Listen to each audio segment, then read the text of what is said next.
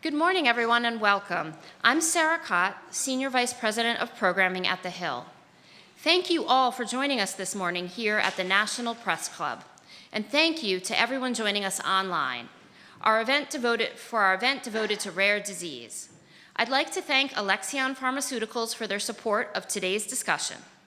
Of course, it is no accident that we are convening this morning on Rare Disease Day, a day to raise awareness of over 7,000 known rare diseases and the needs of patients everywhere. This year also marks the 40th anniversary of the Orphan Drug Act, a piece of legislation that reshaped research and development for rare disease drugs. Today, we will be speaking with representatives from Congress, the FDA, physicians, and patient advocates, discussing what progress has been made since the Orphan Drug Act passage and what steps Congress can continue to take to ensure the best health outcomes for patients with rare disease. Before we get underway, a few housekeeping notes. If you are here in the room, please put your cell phones on silent for the duration of the program. But we do encourage you to join the conversation on social media. You can follow us on Facebook, Twitter, and Instagram at Hill Events, and we'll be using the hashtag the Hill Rare Disease. And with that, I am delighted to welcome Bob Cusack, Editor-in-Chief of The Hill.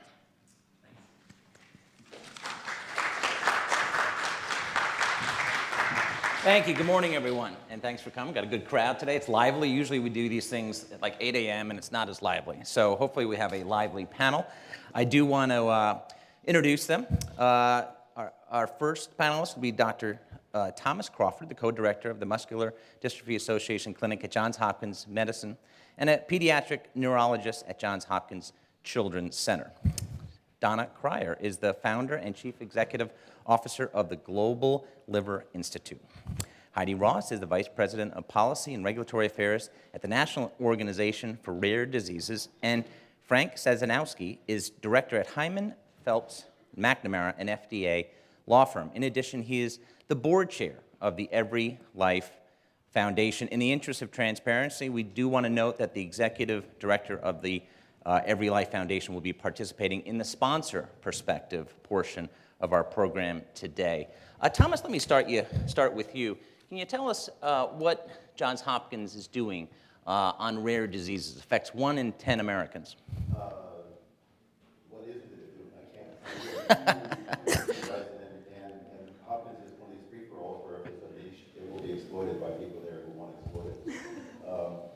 I have to say, I don't usually work in these circumstances. I usually have a PowerPoint that keeps me on task. I was a student in college in the sort of post-Vietnam era and desperate to want to make a difference. And I was sort of scientifically inclined, but at the time science was cold and cruel and inhumane, and so I was stuck. And I finally was thinking about going to history, which wouldn't have worked very well, but I found my way to palliative care and hospice that words could exist in. So I decided to become a doc and was going to try to bring humanism to medicine, but was distracted by a baby that I held in medical school with spinal muscular atrophy, and then he died a couple of days later, and it stuck with me. And ever since then, I've been a clinician trying to investigate and care for and manage and do everything possible to make the lives of these kids better. I had no imagination that we would ever have the kind of progress that we have had in this disorder. It's now been sort of a paradigm of success. I sort of split my time between research in the morning, clinical research, and caring for kids along the way. At that time, in the early 80s, and rare diseases were crazy. There was no chance. But the big list now, I remember being told it was the most hopeless disease in all of pediatrics. I remember thinking that Jerry Lewis was crazy, other than the fact that he is.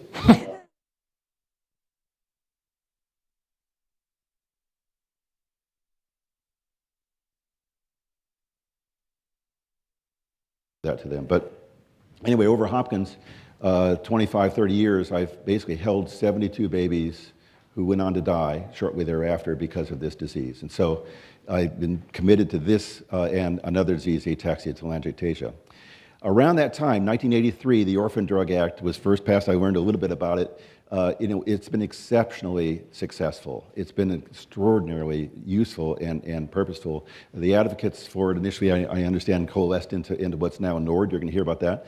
But at the time it was created, they had no imagination about the revolution that was to come. The molecular revolution was just around the corner. PCR was first announced in 1983, the same year, and so that's the first technique that allowed us to get to dive into the DNA, and so what wasn't thought of is that rare genetic diseases kind of fit perfectly hand in glove into the molecular revolution. It was the technique to actually attack them. And so now all of a sudden, niches and opportunities in scientific explorations like at Hopkins were all wide open, and it was an amazing opportunity.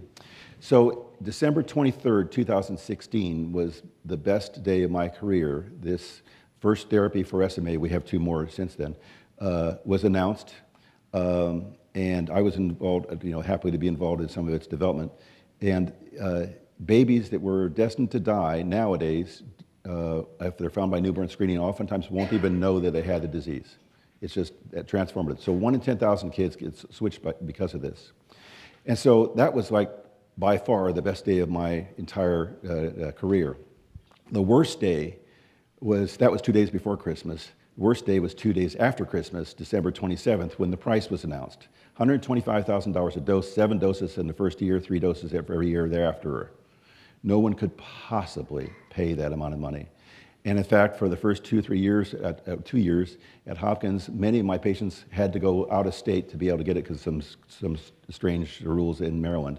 And so babies were trying to get this thing and were being damaged or succumbed to the disease even while the therapy existed because of the price. And so that became the new challenge. The new thing that had to be solved is how do we get access to this disorder? Now I want to step back for just a second. There's a whole bunch of players, stakeholders in the process of developing therapies. There's obviously the parents and the families. I had a dad who told me, couldn't you just go into your freezer? I know you have this drug you're thinking about, and we know it's not safe, but my baby is going to die. Can't you just sort of give me a little bit of the extra stuff? Because I really don't care about safety. I just care about hope. And of course, if I'd done that, it would have been the end of my career. But the rationale, the reasoning is absolutely clear to me. It makes sense that he would want that thing. Clinicians, there's a whole bunch of stakeholders. The clinicians, the scientists that have an idea, the universities that want to they have a pecuniary interest in developing their idea. The patient service organizations, the clinical trialists, by far the pharmaceutical companies, the FDA, the government, and society all have their independent interests. All of them are legitimate, all of them are honorable, and yet they're in conflict with each other. But the tension between these different stakeholders is there's a balance of powers, I think, is key, and it may have now come to a place where there's a tension that isn't working, or isn't working as well as it could. And that's why I think there's need to modify or move the Orphan Drug Act into the next generation. I might point out the self-interest, some of them, the patient service organizations are obviously, we're winning, whether or not they are or they are not. But nowadays they're being financed by a lot of, by the high value therapies that are available to us. So they are at least in part compromised by the high price as long as their clients, as long as their patients are getting the drug, which they are now by some very complicated means. Let me get, yeah. I just want to move down the panel. Donna, can you tell, we were talking a little bit before this event on education. I imagine everyone in this room has lost somebody to a rare disease. Can you tell us just a little bit about the prevalence of liver disease in the country and the world? Absolutely. So there are 1.5 billion people who are living with some type of liver disease. There are more than 100 types of liver disease. Most of them are rare, including the one that I have. So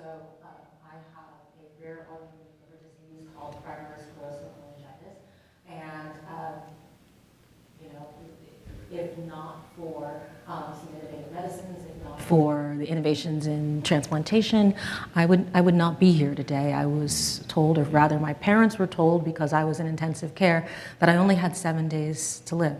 7 days. So the issue of time, which is so essential to our understanding of what the Orphan Drug Act does, is really just essential to who I am and to what my life has become. When I was thinking about the 40 years of the Orphan Drug Act, as the founder of the Global Liver Institute 8 years ago, sometimes I have to remember I'm a little impatient. Again, I have that patient sense of time, and we try to move at the pace of patient need. But when I think about when advocates put into place and worked with Congress and even worked with President Reagan to sign it, there was a hope that this would do something. But legislation, like history, is what we make of it. And so everything that we are doing today is really bringing to life every year of the Orphan Drug Act. And so for every patient who is confronted with a rare disease, and it's no, it's not a surprise that so many would be rare liver diseases, because the liver does more than 500 different functions. So whether you're talking about one of the first diseases approved under the Orphan Drug Act was for a hematology disease, but that's still a liver disease in part because your blood cells are produced not just in the bone marrow, but in your liver. And so understanding that this regulatory science mechanism, this way of incentivizing, this way of making sure that people who are so easy to forget in the morass of more common disease and seemingly more urgent problems were not in fact forgotten. I'm very proud that it was a liver condition that was one of the first to benefit from this act. It's the responsibility of the Global Liver Institute and other organizations to make sure that all of our other conditions benefit from the incentive structures and the additional time that's given under this act. And so that's how I think about it every day, that this gave hope, this gave an opportunity. I'm a lawyer, so I happen to find regulatory science, particularly sexy and interesting. So it thrilled me that this is making it happen, as much as our dear clinicians and researchers. I'm married to a pediatric geneticist, so I really do value the work that you do. But this part is important too. Without this part, there really wouldn't be the investment and the intention and the opportunity for diseases that by definition affect, whether you're in Europe or the US, 1 in 50,000, less than 50,000, or less than 200,000 people. For the families that are affected, it's everything. Mm-hmm. But when you look at the larger picture, it looks like nothing. Every disease is a rare disease until you look for it. So how do you make sure that people look for it, and not just the disease itself, but some way to address it, some way to give hope, and to restore, children to full lives, and families of their own. That's the real legacy of this act. Every family that we work with that has a child diagnosed at age 3 and has now gone on to college and is writing themselves and living full lives. That's the legacy of the act. Jumping off on that, Heidi, tell us about NORD's mission and how it's evolved over the years. Yeah, so NORD is also celebrating our 40th anniversary this year because we were born out of the creation of the Orphan Drug Act. The Orphan Drug Act is a little bit of history, came together when a group of advocates identified exactly what our previous panelists have said. There were no treatments available for those with rare diseases. And rare diseases just really aren't that rare, and that's what we've come to find. So more than 25 million Americans have a rare disease, and there are more than 7,000 known rare diseases. So you're looking at something around 1 in 10 Americans have a rare disease. You know somebody with a rare disease. In this room, everybody knows someone with a rare disease. But that joke really kills when you're in an audience full of nobody who understands this world. But muscular dystrophy, SMA, these are rare diseases, but NORD also represents those families that there are 1 or 2 Americans who have this condition. It is so rare, you've never heard it. It's a spot on the genome is what that disease is called. And so, Abby Myers is NORD's founder, and she helped to raise awareness. And there is no more scrappy, creative a group than the rare disease patient advocates. They identified the need, they identified the challenges, they recognized that it was their family members who are struggling now, and something needed to be done now. And so they partnered with Nancy Kassenbaum and Henry Waxman, and a couple years later, the Orphan Drug Act came to be. But prior to the Orphan Drug Act, there were 38 drugs that had been approved to treat rare diseases. Now we have over 1,100 orphan indications that have been approved by the FDA, and every single one of those indications represents the hope that Donna was talking about for those communities. But we still know that 90% of rare diseases don't have an FDA-approved therapy, and so there are millions of Americans who are still holding out that chance and still looking for that opportunity to change the lives of their loved ones, to change the lives of themselves. And NORD strives to be that patient voice for that community. In a world full of stakeholders, Dr. Crawford started to talk about all the different stakeholders. NORD strives to be the patient voice. And so we maintain independence by ensuring that we do take funding from industry. We don't have industry on our board of directors because we want to be able to make sure that we are representing that patient perspective in these conversations. And we're 40 years in, and there's still a lot of work that needs to be done. And so we're thrilled to be here with our partners, raising awareness on Rare Disease Day and showing our stripes, as I am today, about the unmet need that still exists within this community. So much progress has been made. We have so much to celebrate, and we still have so far to go. Frank, when you jump in here, tell us a little bit about the impact of the Orphan Act. And speaking of things moving forward and the work to be done, what needs to be done? Well, thank you. It turns out that I've seen firsthand, what the Orphan Drug Act can do. I've had the privilege of, since I left the FDA in '87, I helped implement the Orphan Drug Act. My research led to the '84 and '85 amendments that made the law work. I wrote the implementing regulations, and then I left the FDA in '87, and I've been helping companies and patient advocates, work through the regulatory science that Donna talked about in order to bring therapies to patients in need. And so I've had the privilege to help on more than 100, therapies for rare diseases. Dr. Crawford is mentioning 2 for SMA. I helped on both of those, Spinraza and Zolgensma. So I've been very fortunate to see what the Orphan Drug Act can actually translate into in terms of a meaningful way to help patients. But what does it mean? I mean, we've heard, Heidi, there's so much more to do. Donna, heard it. Dr. Crawford said there's so much more to do, and there is. Because I'm in there at the FDA literally every day, working on these therapies, I see what needs to be done. Mm-hmm. And for instance, it was my research that led to the creation of recognizing how flexible the FDA has been.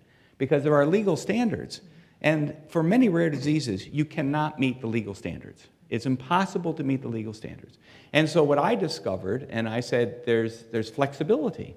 And you would have heard Billy Dunn, who just announced his retirement as head of the Office of Neuroscience. Billy Dunn gave a powerful statement on regulatory flexibility at the September 7th Advisory Committee for a drug for ALS, Relivrio, which I had the pleasure of helping to work on. And he talked about how regulatory flexibility means that we at the FDA can look at the law and we can interpret it against the needs of patients and look at the science and look for persuasive science and evidence that might not come in ordinary ways in which that would be required for prevalent diseases. So I come to realize that even though I was the one who may have first given visibility to this flexibility concept, that maybe it has some flaws. Because I realize that the concept of flexibility means that for every FDA official who's a decision maker, and I'm bringing therapies to them all the time, and we're saying, look, you should apply flexibility to this. And they'll admit that they should philosophically. But how do you do that. There's no guidelines. And so it's akin to being told you as an FDA official should be allowed to color outside the lines, but we're not going to tell you how far before you've gone too far. And we're not going to tell you what colors you can use. And so it's a terrible burden we put on our FDA public health servants to have this. So I think one of the things that always came up in the early days of the Orphan Drug Act, the first time, I'll tell you, Emil Kakis was at BioMarin 23 years ago, and I was helping him on their first drug, Aldurazyme, for an MPS, or inborn errors of metabolism drug. And the chairman of the FDA advisory committee, hearing the data that they were presented with, when they were used to hearing very robust trials, thousands of people, 2 trials, both being positive on their primary endpoint by their pre-specified primary analysis and the pre-specified primary population, all good science. And then the chairman of the advisory committee turned to the senior FDA person at this hearing and said, what are we supposed to do with this data? And the FDA official said what was correct. He said, you know, the Orphan Drug Act did not change the standards by which we are supposed to apply the law. And so I think there's more work to be done. And I think that, you know, I think all 3 of us, I heard all 3 of you also say it, and it chokes me up because I see how much work we have to do, and I see how many advocates are aligned from clinical science at Hopkins to NORD and to the Global Liver. It really is empowering. Because remember, when Abby Myers and Marjorie Guthrie, by the way, Marjorie Guthrie was side by side with Abby Myers, yes. And Marjorie Guthrie was the wife, the widow of Woody Guthrie, the famous folk singer who died of Huntington's disease, and the father of Arlo Guthrie. And so when they were campaigning and in the streets, literally, they were the first patient advocates. We think of the AIDS advocates, of really putting the voice of the patient before the public. No, NORD and the patient advocates for rare diseases were the first. They were the ones who led to the AIDS law. Remember, I was at FDA. I helped, fortunately, in helping to solve the AIDS crisis by helping to create the accelerated approval program. But they came later. The AIDS activist people, ACT UP, AMFAR, they all followed in the footsteps of the rare disease patient community. And for me, to see you all and to see this interest, to see how we've grown and what power we have, but we have so much more to do. Who wants to jump in as far as, and it's such an emotional topic, and it's, you know, when you think about everyday life and you have problems, and then you think about someone with 7 days or something along those lines, you realize what is important. I just wanted to open it up, anyone who wanted to jump in. What are, you know, life is about overcoming obstacles and barriers, and this is about quality of life, this is about life and death. What are the barriers that need to be overcome? Well, I think one of the opportunities, I've been trained to see more opportunities than barriers. I fundamentally don't believe in them. And so I believe there's an opportunity with today's technology with how many patient organizations have their own registries, or how many tools are available from NCATS and other organizations, so that the smallest organization has the beginning of contributing in much more rigorous ways to the understanding and characterization of their disease. Because the discovery, definition, diagnosis conundrum, if we can speed that up, and very often it's patients and families who are at the lead of that for their diseases, then we can help the researchers and help regulatory scientists really understand the impact of those conditions on our families in ways that do meet high scientific standards. I also think that one of the breakthroughs today that patient advocates are leading is bringing together much more well-rounded data so that we understand the impact on schooling, on education, on disability programs, on the productivity and the work life of the parent or spouse that's also affected and goes into the value of what we understand that drug may be able to provide, not only to an individual patient, but to their family and to the larger community in which you sit. And so when we think about the pricing of a drug, to have those additional data elements to really put that in context, I think is a very important advance that the patient advocacy organizations have been leading. And trust me, I'll be short. You know that, and that is that I just want to say that we at the Every Life Foundation commissioned a study to look at the burden of disease, and we found that it was the burden of disease, looking at all those other factors that Don is talking about. You know, looking at the impact on the family, the quality of life, looking at parents who have to give up their jobs. You know, I mean, I am in that situation. My wife was an attorney, and to take care of our son with a rare disease, she had to stay at home. So, these collateral costs, it ends up costing society $1 trillion. It's more expensive to society than diabetes or cancer. So it's hard to imagine, but when you look at all the rare diseases and answering your question, what is the impact on the quality of life, and you consider all those costs, it's hard to, as lawyers, we reduce everything to dollars. That's why you can give judgments for a loss of a leg in an accident or something. I don't know how we do that. It's crazy, lawyers. But try to put a dollar value on everything. And we did that at the Every Life Foundation and came up with this. And I think it helps with our lawmakers, with policymakers, if we can give them the economic costs, because then they can see what the burden is to our society of the cost of these diseases. And the benefits as well. And Yeah. I think that goes through patient-reported outcomes measures and different types of surveys that have been created successfully about measures and metrics that matter to patients. It may not be a 6-minute walk. It may be something else that we value. It may not be overall survival. It may be function. But when you work and ask with patients and families what is valuable, then you get treatments that are meaningful to us as well. And that continues then on into the larger picture around value. So it does very much start in the research and development side, hand in hand with advocacy, and continue because innovation doesn't happen in a vacuum. Thomas, as far as policymakers, what would you like to see So I done? see two major difficulties going ahead with rare disease. And I really appreciate the call for flexibility at the FDA, but they don't have the authority to be flexible. And the idea that you can have one regulatory authority for a disease that affects 2 kids or 200,000 with the same metric of safety is crazy. And so there really needs to be the ability to scale the preclinical, the clinical, the studies, the requirements necessary to get licensing that's scaled to the population. We have this idea that safety is an all or nothing. If the burden of the disease of the therapy is better than is worse than the benefit, you approve it. But it has to be scaled by the number of patients. My one dad who says, I don't care about safety, I just want the hope, is at one end of the spectrum. On the other hand, when I'm looking at one kid and saying I've seen 1,000 kids behind them, they're going to be having exactly the same therapy, I need to know about safety.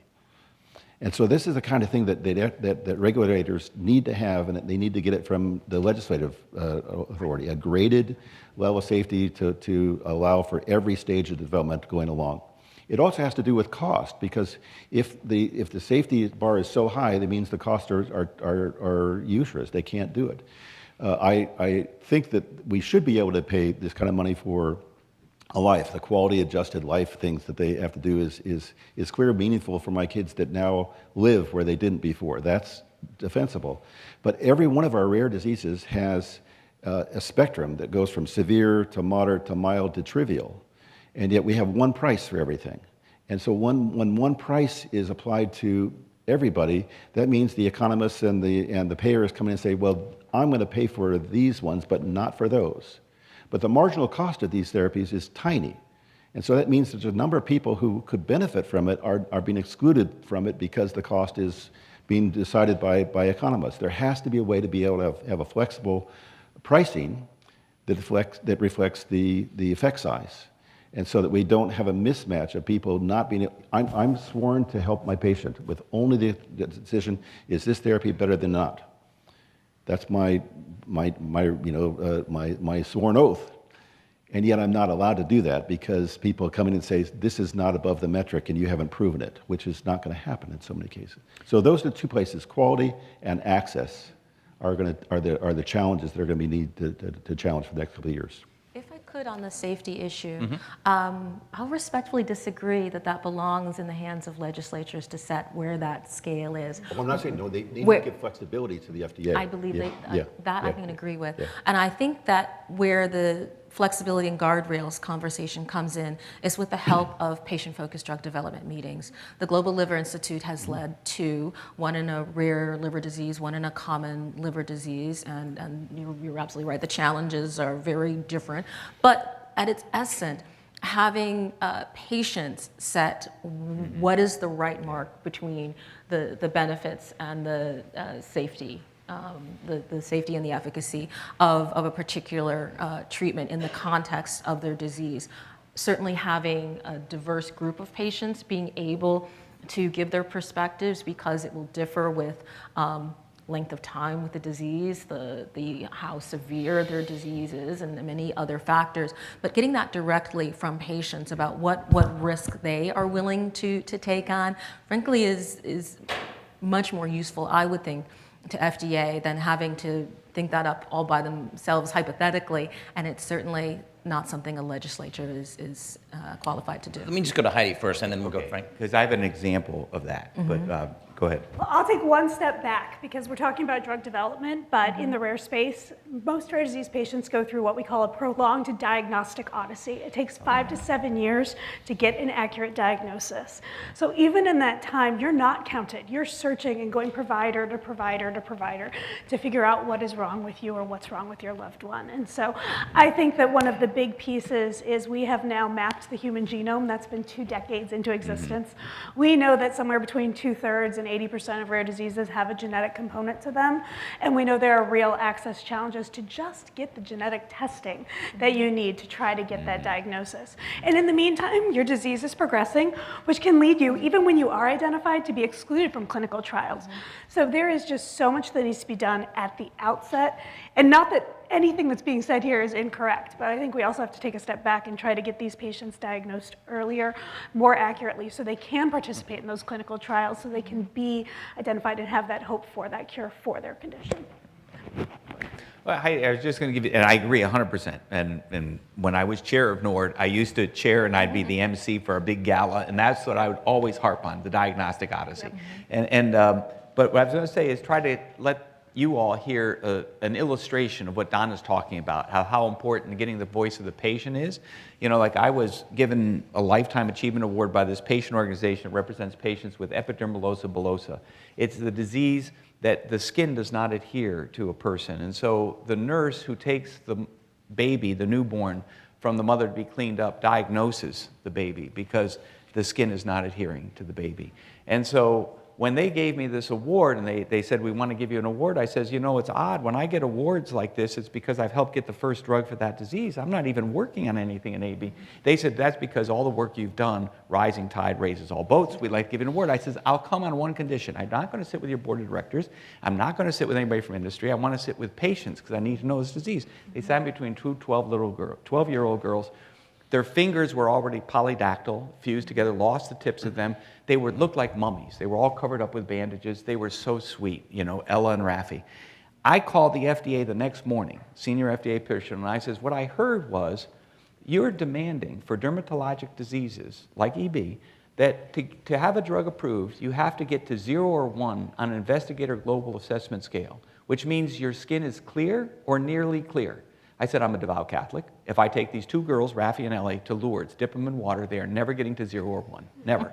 So what they said, what do we do? And I said, well, let's have a patient-focused drug development meeting, like Donna's talking about. We had, our firm helped organize it. We had this thing, the top senior FDA people came, and the next month, the FDA, without us even asking them, just listening to the patient voice, the FDA on its own came out with its first ever guidance document on how to develop drugs for EB, and it never mentions the investigator global assessment.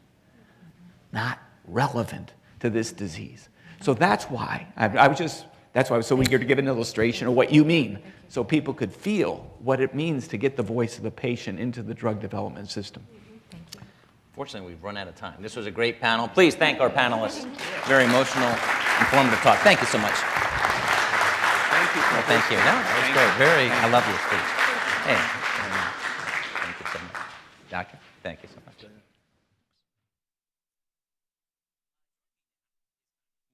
Miller Meeks, Republican representative from Iowa. She's also a member of the Rare Disease Caucus.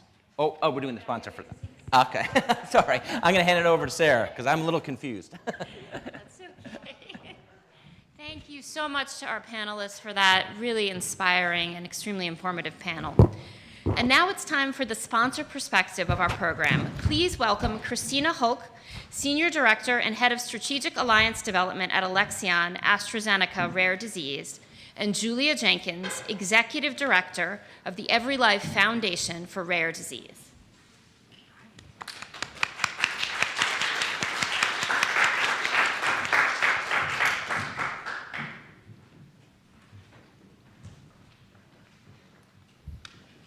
So as you heard from previous panelists, rare diseases are really not so rare at all. 1 in 10 Americans have a rare disease. So between caregivers, families, and patients, rare disease affects almost every one of us. We've made some great strides over the past 40 years. Before the Orphan Drug Act, there was almost 40 therapies for rare disease. Now we have more than 600. So today, we're going to be discussing the Orphan Drug Act and how the Orphan Drug Act provided the regulatory flexibilities as well as research and development incentives to meet unique challenges of rare disease drug development. But we still have a long way to go. Almost 90% of rare diseases do not have an FDA-approved therapy. So how do we make sure in the next 40 years, every patient has access to a therapy? I'm Christina Hochul, and I'm head of our Strategic Alliance Development Function at Alexion AstraZeneca Rare Disease.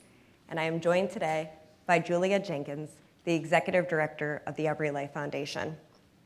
Julia has been at the foundation from its inception in 2009, and she has worked extensively on both federal and state policy issues. She's worked on 21st century cures, newborn screening legislation, and even user fees. So Julia, thank you so much for joining me today. Thank you for having me. Thank you to the Hill as well. Thank you, Alexion. Thank you all for celebrating Rare Disease Day.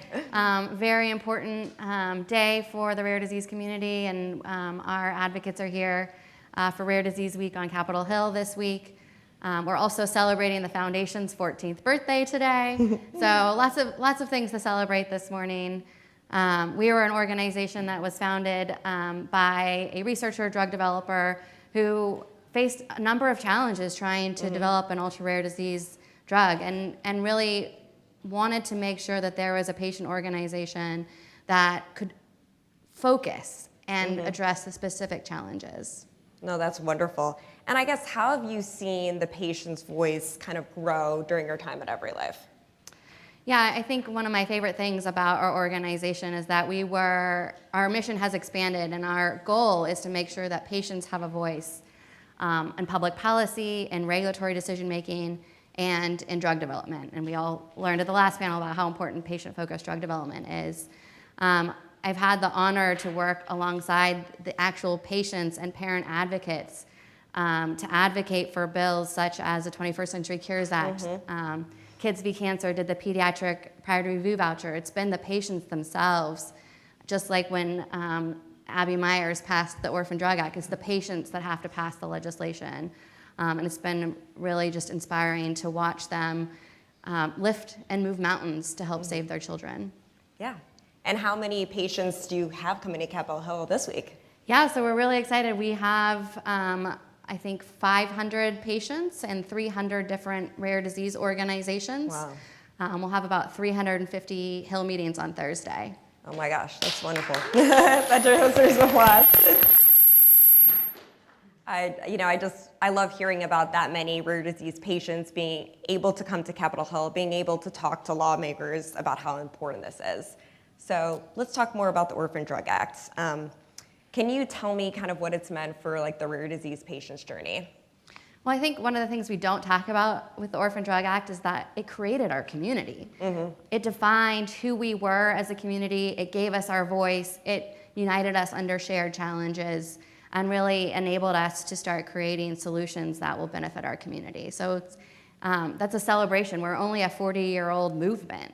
And I think we're just at the very, or maybe not the very beginning, but the middle of the movement. We've got a long way to go. I like that. What do you think about the next 40 years? Like, what do you think the landscape's going to look like then?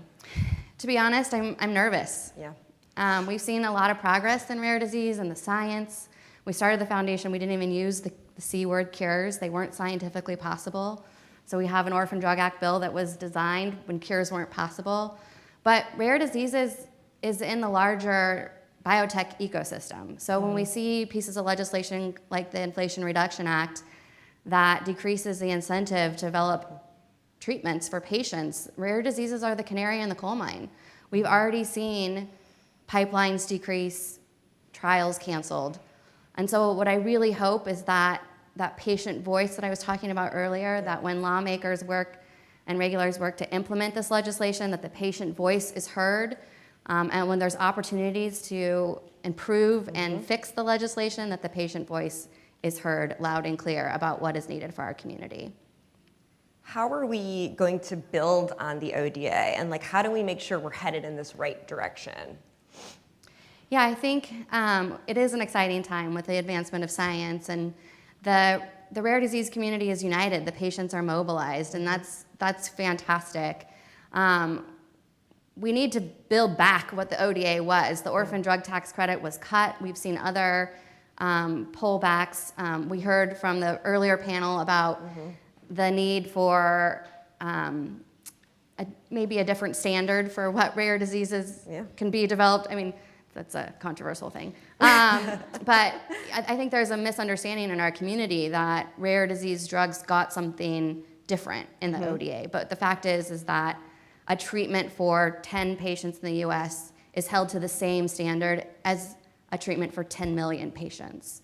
The same manufacturing standards, the same regulatory standards, the same safety and efficacy standards, which, as one of our previous panelists said, is crazy. And so we really need to work together to figure out what the solutions are for our community. And I think it's really interesting kind of how your organization was started. So can you talk a little bit more about that? Sure. So we were founded to improve the regulatory and drug development process for rare diseases. So in the early days, talking about the need to give access to accelerated approval for rare diseases, back then no one knew what we're talking about. No one knew what accelerated approval was. Now it's in the headlines of newspapers. Though we're seeing even more challenges for access to accelerated approval pathway, we've certainly made progress as far as, you know, one of our big goals was making sure that the FDA could keep up on the latest science, that FDA really understands what rare diseases are, but we're still fighting those same battles. We still need an FDA Center of Excellence for rare diseases. We need the FDA to have a larger approach to rare diseases, a strategic approach that really helps guide these rare and oftentimes ultra rare diseases through. No, definitely. And I think the unique part about rare diseases is patients aren't really just patients. You know, they do, you know, fundraise, and, you know, some of them have to go out there and, you know, and try to access a cure. And, you know, it is really personal to me because as a child, I did have a rare disease, and I was fortunate to have access to a therapy that really improved my condition. And so I know there's still a lot more to be done for the other, you know, 90% of, you know, people out there. But, you know, the ODA has really led to a lot of this research and development in the US. And so I guess for you is like, how has the ODA have been viewed across the globe?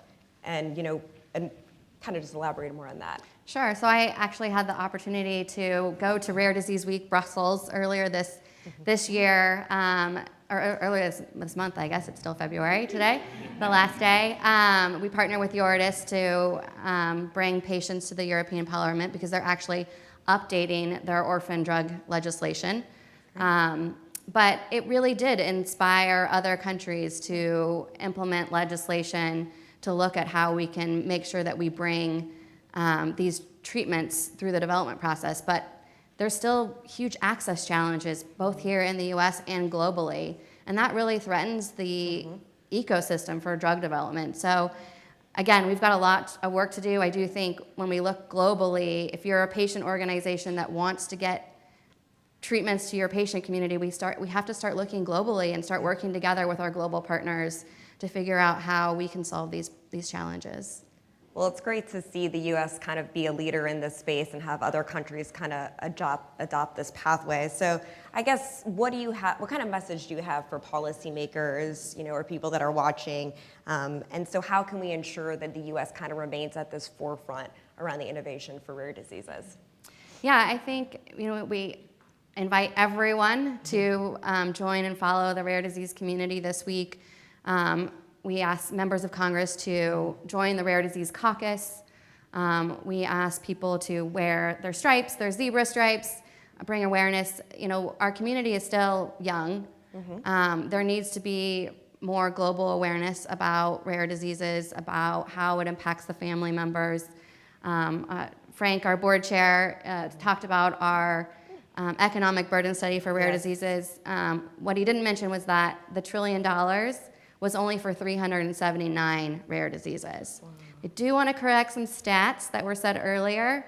There are probably more like 10,000 different rare diseases. There's a debate scientifically, but I'm going to go with 10,000. So there's 10,000 rare diseases. How are we going to solve for all of those families? And you're right. We need a system that allows patients to be patients. They shouldn't have to start their own nonprofit. They shouldn't have to fundraise. They shouldn't have to find the researchers. They shouldn't have to try to find a drug company or start their own drug company. That's really unacceptable for what the burden falls on our community. And I hope that all of you can help us move the needle. We have to change policy and save lives. Julie, I just want to thank you so much for joining me today and everyone in the room for caring about rare diseases and learning more. So I'm sure you can go to EveryLife's website. They have infinite resources. And thank you so much for being part of the conversation. Thank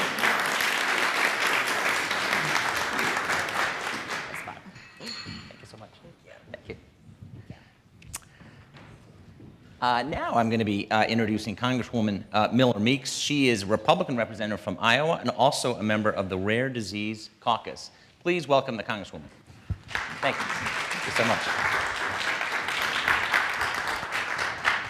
Before we jump into rare diseases, you are from Iowa, kind of a key state in the presidential race. Have you been getting any calls from hopefuls recently? Oh, yes, we've gotten calls. And interestingly enough, since this is the 40 years of the Orphan Drug Act, and we're talking about rare diseases. One of the presidential candidates, Vivek Ramaswamy, I think, yes, has been in this space. So it's interesting that we have a presidential candidate who would probably agree with what was said by the last speaker. Do you think, just as a quick follow-up on that, do you think the Democrats, as you know, have changed their process, or in the midst of changing do you think that will hurt Democrats in Iowa because it's no longer going to be first, according to Joe Biden? I would say it hurts the nation. And one of the things that happens with the caucuses in Iowa, for those that have never been part of this process, is that you can be of any stature. So lesser-known candidates have an opportunity to go out through shoe leather, hard work, knocking on doors, holding events. They have an opportunity to get known. Whereas the process through a primary in a larger state, the known candidates have an advantage. If you have a lot of money and you've got a big campaign account, you have a lot of money, and you also don't vet people the same. You don't get the same idea of a person from a 30 or 60-second TV ad as you do from talking with them at the state fair or at an event in a town or at a college or just talking with individuals. So I have seen lesser-known candidates really excel and increase their knowledge and increase their support and be able to make a really substantial run at the presidency coming through the Iowa caucuses. So I think we all are hurt by the fact that they're moving them away from Iowa and a caucus state. You've had a long career in healthcare. Can you tell us a little bit about what the Rare Disease Caucus does and how you got interested in the issue? I got interested in the issue. Part of that was because of the concerns we have about prescription drug prices, and then looking at whatever policies there are that will affect prescription drug prices also affect this space. So in ophthalmology, we do have some rare diseases, not as common as you do in other places, but then also as Director of Public Health, the congenital and hereditary diseases and screening for congenital and hereditary diseases goes through the public health department, or at least in Iowa through the public health department. So when we're looking at muscular dystrophies or lysosomal storage disease or these rare diseases that there aren't a lot of people. And so you don't have the economies of scale that you do in the common diseases, whether it's diabetes or high blood pressure, which also you can have lifestyle variations and behavior modifications, which may change your outcomes for those diseases. But in these rare diseases, you don't have that opportunity to change a lifestyle and then treat your disease. So you're looking at small numbers of individuals, small numbers of patients, often children, and the potential they have. So it's a space where you want a robust pharmaceutical industry, you want research and development, and you want to, for patients, it's interesting, as our last guest mentioned, the FDA process. And sometimes we look at the FDA process and they look at, well, you know, the potential for this drug, what's its safety, what's its efficacy, and it may be fatal, but if you've got a fatal disease and this is your only hope, then the thinking of the FDA has to change along with what's being treated. And so I think it's the Orphan Drug Act was a very important movement forward. The numbers of lives and individuals we've allowed to grow and to mature and to be productive and fulfill potential that we've all benefited from. And I think you know, also how that's transferred to other countries, especially in countries that have a single payer system, into the value of being able to treat these diseases, especially at young ages. Can you speak about other countries? Kind of where are we compared to other countries? Because everyone is in the United States is focused on the United States, but maybe there are lessons learned in other places. You know, I think on one hand, you can look at the metrics that we have, and I think in other countries that have a single payer system on their primary care front, they may do better. Certainly in the United States, we do better when it comes to rare diseases, when it comes to some of the chronic diseases, when it comes to cancers. I can tell you from my space in ophthalmology, where we are in the treatment of you know, wet macular degeneration, which led to blindness and had very little treatment, that we're you know, much more advanced, and other countries are adopting what we have done in those realms. In this Congress, I mean, we talked about what policymakers should do on a panel earlier. What do you think Congress should do and the administration to do to highlight and basically create a better quality of life for people with rare diseases? Yeah, I think, like your last guest said, I was very concerned about the provisions within the Inflation Reduction Act. Inflation Reduction Act. We call it a different name, so in the Inflation Reduction Act, and especially where it comes to rare and orphan diseases. Even the CBO admitted that there are drugs that will never come to the marketplace. We already know companies that are scaling back on research and development, and that means research and development into these you know, diseases that are not common, that are very few people are affected by them, and the, you know, the amount of revenue it takes to bring the drug to the marketplace and then be able to have individuals be able to purchase that, or families be able to purchase that, because the cost is so high. Again, you don't have these economies of scale when something affects 1 million people and you disperse that cost among them. We also know that the newer drugs, so the newer drugs that are coming up, gene therapy drugs, whether they be for cancer or other chronic diseases, the biologics, all of those are extremely expensive. And so if you can take what's happened in the Orphan Drug Act and you can look at what is going to happen in the future of healthcare and the future of medicine, all of us want to know that there's a cure for whatever disease we may have. We look at Parkinson's, we look at Alzheimer's. You know, what's going to be the avenue to treat those diseases which are not uncommon, but they may be very expensive because of the types of medication that will treat diseases in the future. So I think we have a lot of concern that in trying to lower cost on one end, that we're making increased cost or non-availability on the other hand. And so it's very important that we can balance those things, and I do think there are policies looking at PBMs or pharmacy benefit managers, looking at pharmaceutical companies, and then also what we can do with technology. So I'm part of the modernization task force, chair of modernization, and what we can do with wearable devices, technology, behavior modification, behavior changes, lifestyle changes that will actually prevent common diseases may help to bring down cost as well. Mm-hmm. You know, healthcare is a very polarizing topic, but there are some areas where there has been bipartisanship, 21st Century Cures Act, FDA, right to try. In this area, do you see some bipartisanship, and who do you work with?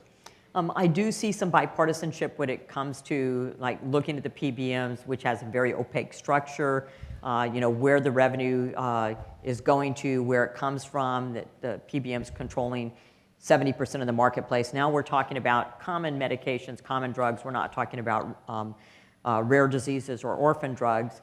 And I do see that there is an avenue for that. I passed in the state Senate a bill for transparency in the PBMs. I see that we could do something like that on the federal level as well too.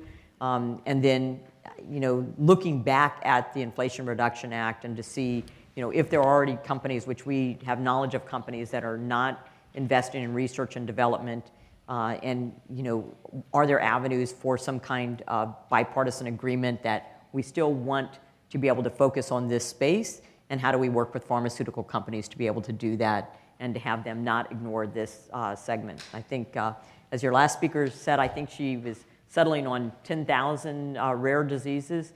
When you look at that, it's that, you know, how many potential lives and the, you know, the intellectual and physical capabilities and potential that's wasted because we're not able to treat those. And then the other thing is, I think of this as dynamic.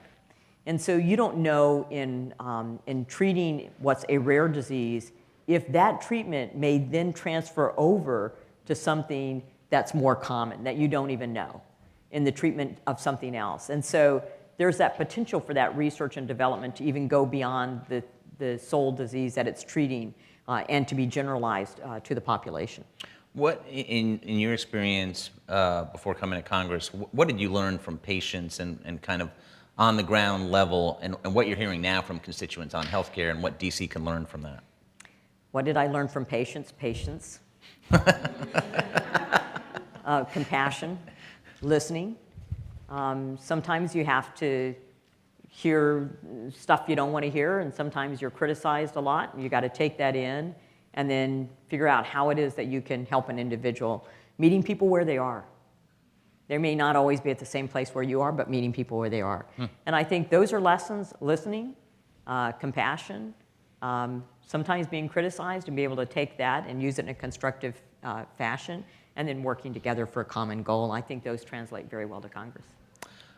You know, speaking of Congress and making trips to Capitol Hill to highlight their issue, what advice would you have in making these Capitol Hill visits? Because, as you know, there are a lot of visits. How do you stand out? Just kind of some advice to the people going up to Capitol Hill. I think that's always the challenge. For me, it's I make a tremendous effort to meet people that are coming from my state. So if someone's coming from my state, I try to make a tremendous effort to meet with them and meet with them in person if they're making that journey to Washington, D.C. But I would say you don't have to just have a Hill visit. Try to meet with them within your district.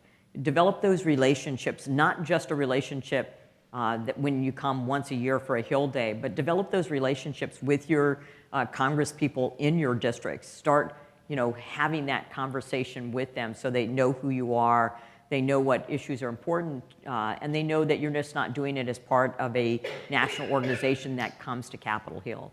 And I think that you're going to be much more productive if you're having those relationships than just coming to the Capitol Hill once a year. As far as the healthcare agenda for this Congress, what do you see? Obviously, Republicans now have control of the House. As Speaker Kevin McCarthy says, you know, there are no small gavels, even though the margin, the majority is small. What would you like to see Republicans focus on? Well, I'd like to see Republicans on continuing to increase access. I mean, we have the telehealth waiver that we know has been put through to 2023, I think. So the telehealth there was exceptions made during the pandemic for coverage through Medicare. To see that extended into a permanent fashion, there's still some work we have to do on that, on numbers of visits, availability, broadband in areas that don't have access to broadband. I'd like to see us do some things on small businesses, small business, the availability to offer healthcare when they want to offer healthcare, and how do we work with that within the paradigm of the Affordable Care Act. I think those are things that we can do. I think a lot of us are focused on the cost of prescription drugs. I've got a biosimilar bill that didn't move last year, but we're working through it again and working with the Energy and Commerce Committee. And this would have genetically similar, they're categorized a different way than drugs, and specifically I'm talking about insulin, to be able to have a generic insulin and for pharmacists to be able to dispense it as generic. So working on those kinds of things which will help to lower prescription drug costs. So I think that there's going to be some avenue. I think big spending programs, I do not think the majority in the House is going to want to put forward big spending programs. So I think that sort of is not a pathway they're willing to go down, especially when you visit with the CBO and find out what the debt and the interest on the debt is, and how much that's increasing our debt. So I would say I doubt that there's going to be big spending programs come through this majority-led Republican Congress. This new majority has said they want to go through regular order. Do you have an idea, will the Energy and Commerce Committee move your legislation? What are the keys to that? Is it getting co-sponsors and all that? Getting co-sponsors, talking with the committee, and given that lowering prescription drug prices is a priority, I feel very hopeful. And then if you get it through the committee, and then you got to get it through your subcommittee, then your committee, then you got to get it through the floor, and then it gets over to the Senate, and who knows what'll happen to it. But I remain hopeful. I know what'll happen to it. So I can tell you, my children think that I make lemonade out of lemons, so I'm an optimistic person, and so I'm going to be hopeful that it will pass. Big question on this Congress. Everyone's talking about is raising the debt ceiling. Are you confident that there will be some type of deal? Because obviously that could be catastrophic if it's not raised, but obviously Republicans want to get some deal making and have the president come to the table. Yeah, I think that it is not unusual for both parties to either vote against raising the debt ceiling. This has happened in both political parties, that they use it as a source of leverage for either spending increases or spending cuts, or increases or spending increases that are dramatic. And so I think the fact that we're having this conversation early, that we're doing it early, I think, yes, that the debt ceiling will ultimately be raised, but there will also be negotiations. Please thank the Congresswoman for joining us. Thank you so much. That was great. Now I'd like to introduce our final discussion today with Dr. Hillary Marston, the Chief Medical Officer of the FDA. I spoke to her just a short while ago, and I hope you enjoy the discussion.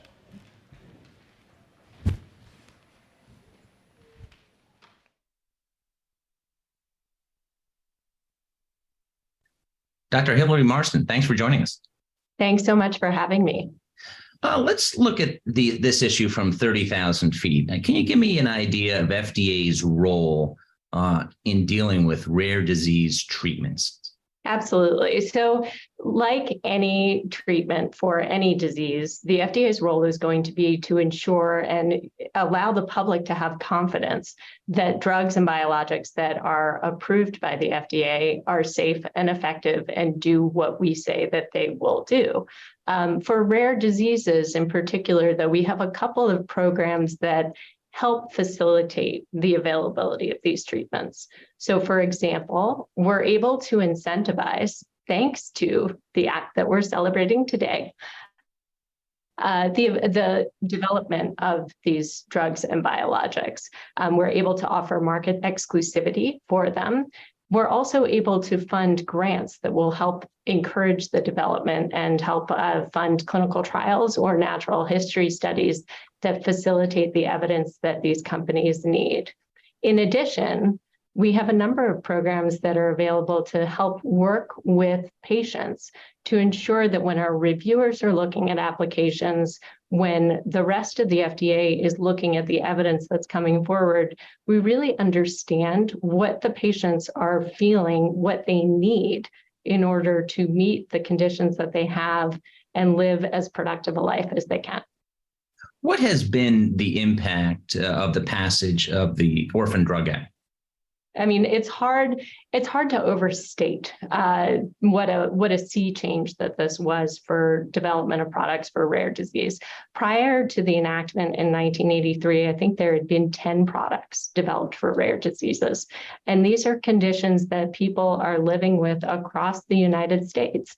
We're talking about collectively 30 million Americans that are living with these conditions, and 10 products to match that.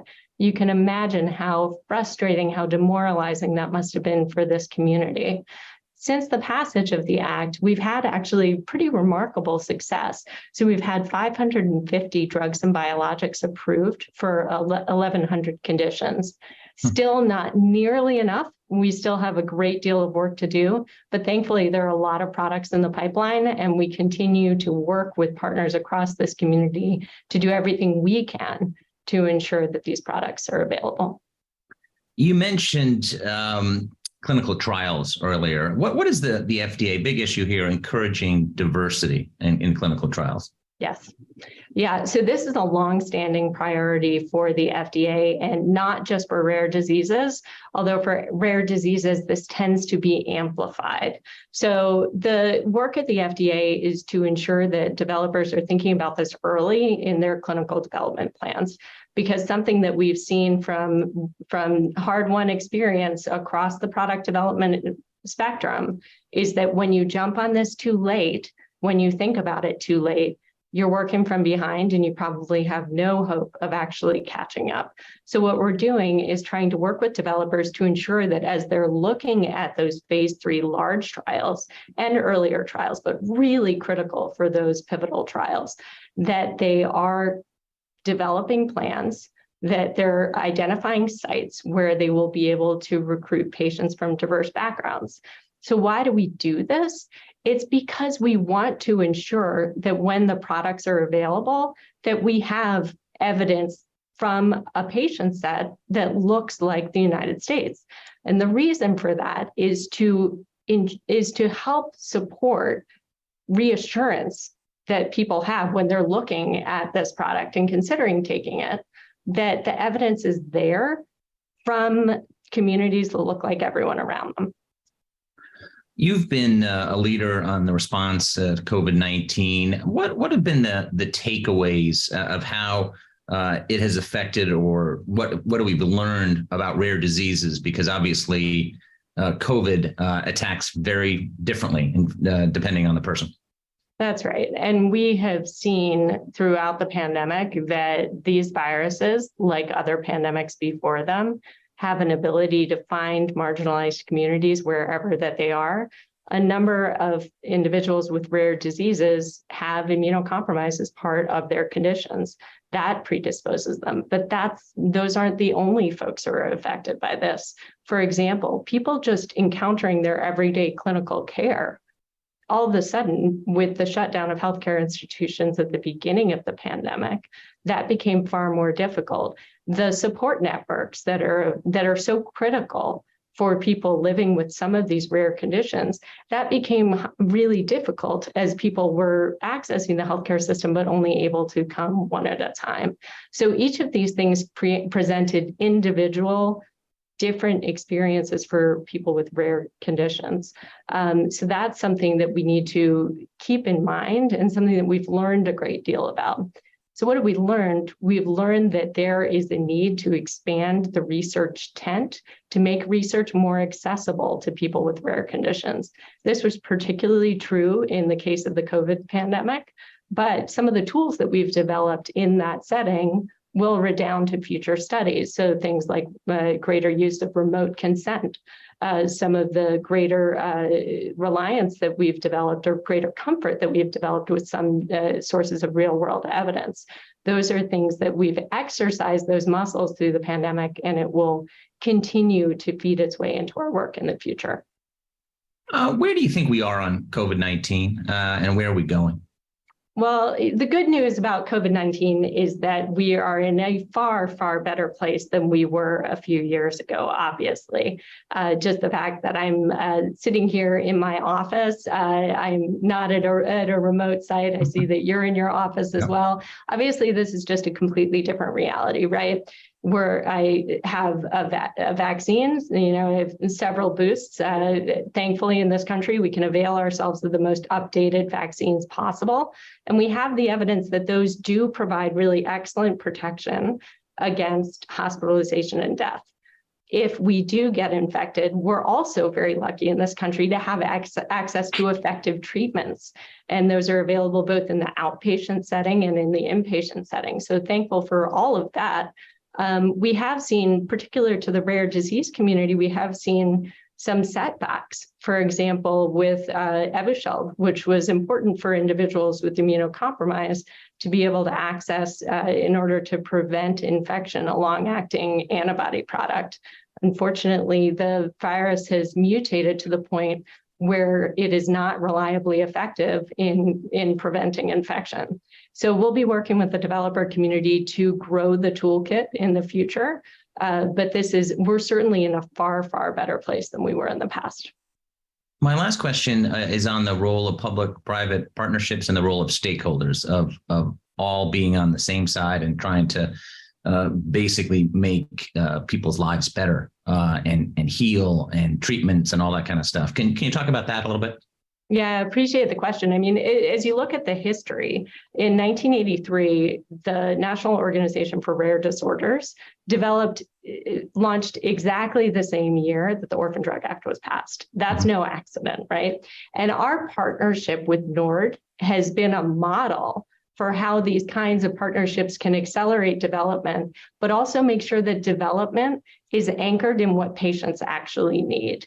I would say that they're just gaining steam in that area.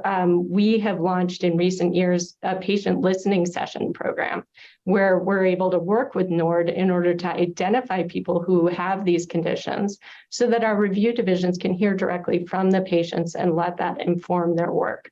Similarly, NORD is available for product developers as they're trying to hone what they might consider developing to ensure that it actually meets the patient needs. Something that we've been excited about hearing about NORD's more recent activities is that they're developing a similar network for the clinician community. So this is something that I'm very concerned about. The clinicians out there, you might have one expert in some of these conditions, right? But obviously that expert can't be everywhere in the country. So NORD is playing a really important role in connecting some of those clinicians so that they can share their expertise with others around the country who are treating individuals with these conditions. Dr. Hillary Marston, thanks so much for joining us today. Thanks so much. It's a momentous day. We're excited to be here to celebrate. Thanks.